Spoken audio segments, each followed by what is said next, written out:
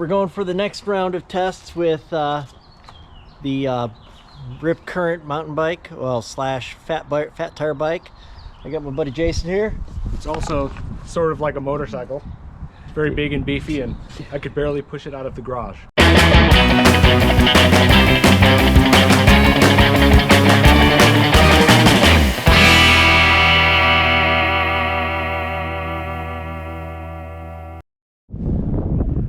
Alright, there she is.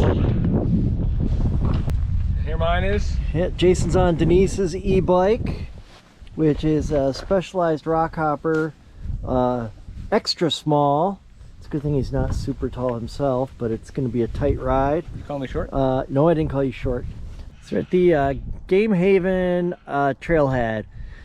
This is only like about less than 15 minutes from the house, and closer towards the airport. The airport's actually south of here, and just kind of green-blue trails around the reservoir. And we have no plan. We're just going to go kind of explore a little bit.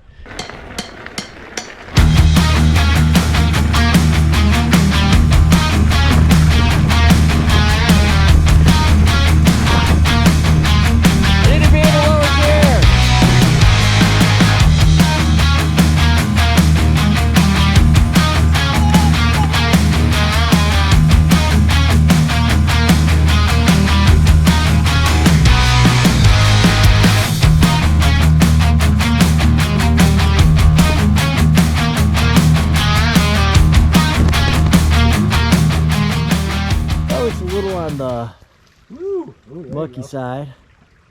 In a normal bike, I probably would take that, but we're gonna stay on the greens right now. Just a stone path through a creek. Yeah. Let's check out some single track.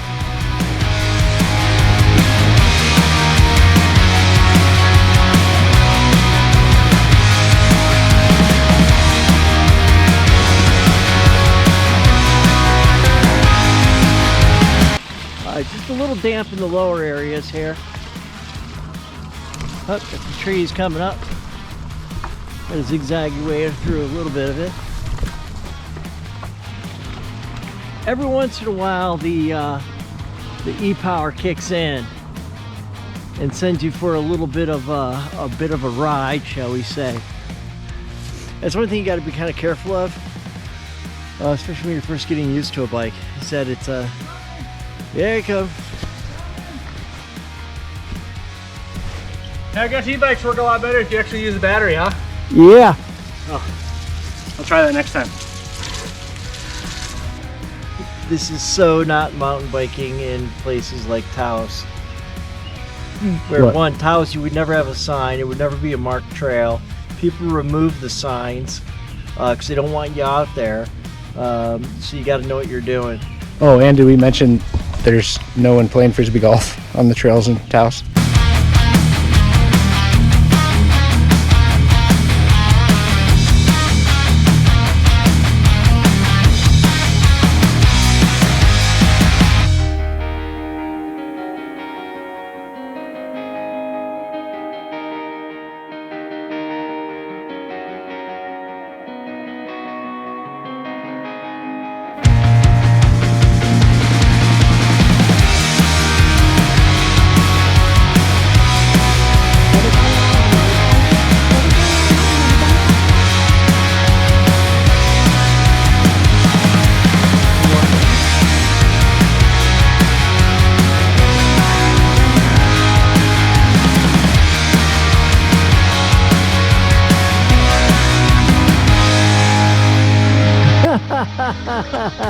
That's pretty skinny. That is very skinny. If I was on my evil with a good heart, I could do that.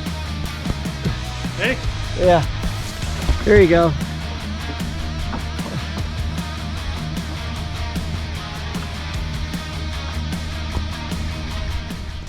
Yeah, I've definitely done hard, much worse, and much harder in the North Shore of Vancouver.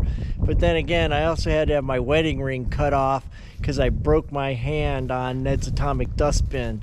And so I had to tape myself together And then when I went into the shop and said to Whistler and said, hey, can I borrow some duct tape?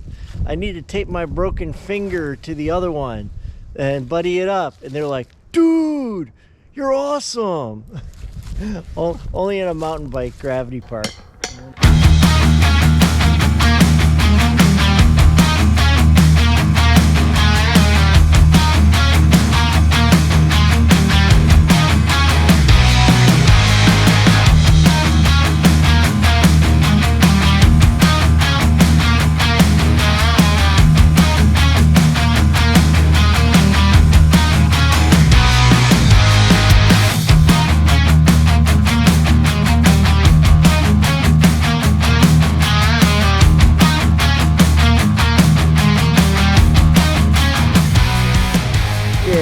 So I was just saying, it's like when you look at the bike, yeah, we're collecting a little bit of mud there.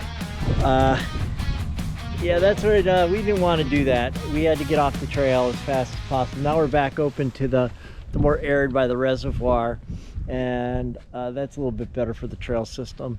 Luckily, we're on some pretty fat tires, so it's not really digging the trail up, but we're certainly not helping the trail system.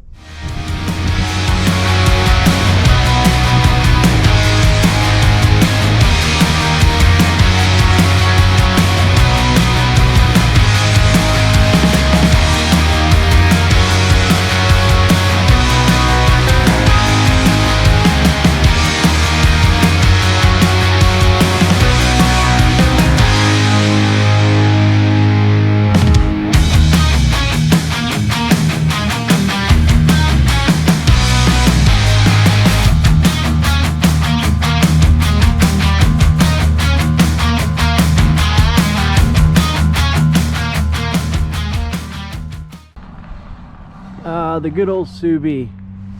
All right, so even with my current cardiac condition, and I just did a VO2 max test, and VO2 in the 30s is normal.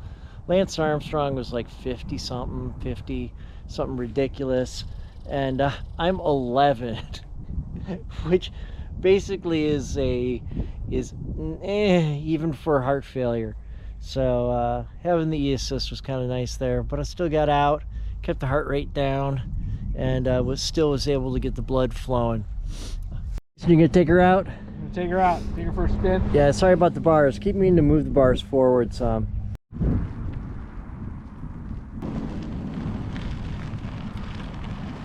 All right. So you feel like you're on a motorcycle? Nice. It certainly kind of does feel like a motorcycle. Nice. Do you want the review? Yeah. My review? Okay. So I've only been on 3 bikes, all of Todd's. This one's by far the best, most classy. I like the upright feel. The handlebars are in the perfect position for me, but I'm 5'6", so maybe it's because I have a little shorter arm's length. The seat, the gel, definitely pretty cushy. Fenders, a must. Blasted in the face with mud on that one. Not at all on this one. And I will say e-bikes take some getting used to. You know, you have your throttle, you have the up and down controls for the speed, how fast it's going, and then you have your gears over here. So there's a lot to think about initially. But all in all, it's definitely cool. I could see myself getting into it, especially as I start to get older and more out of shape. What are you saying? Nothing. What are you saying? Nothing. When you become an old fat man?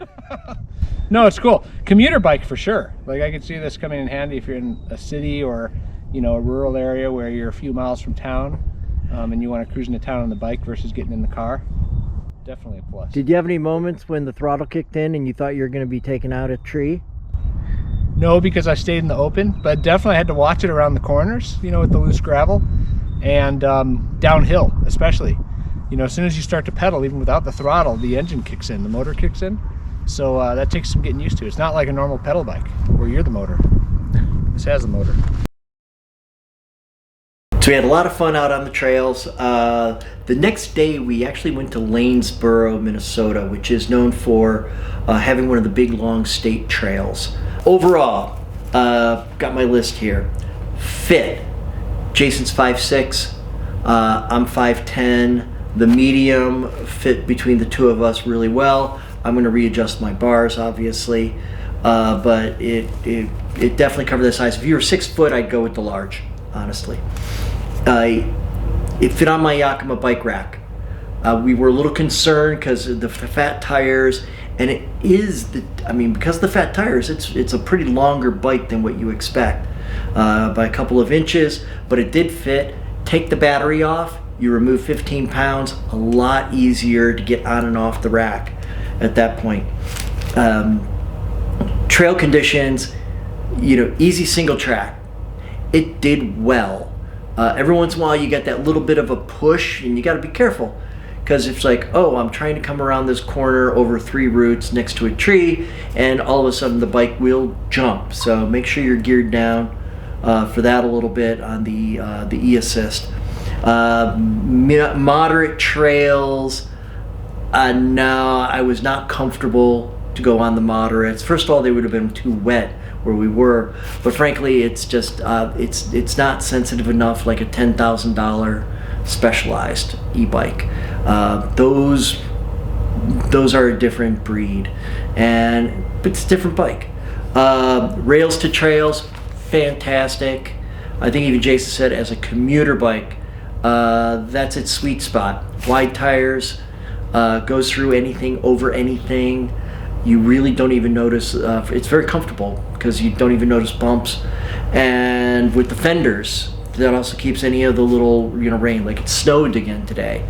So it would still be possible to take this out as a commuter right now. Long battery life, we did like 4 rides total over the week. And yeah, the battery, I charged it once. So it definitely has some good long life there. Fun factor, thumbs up. We enjoyed the ride. It was just very, very fun to go out and cruise around.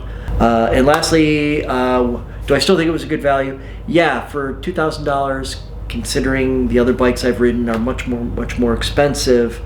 I mean, even my home built ones, it's $1,000 for the kit, and you're throwing that on a $3,000-$4,000 mountain bike. That's still an expensive bike. I spend way more on bikes than I do on cars. I still have the same truck from 2006. So yeah, there you have it. That's it. Go ride!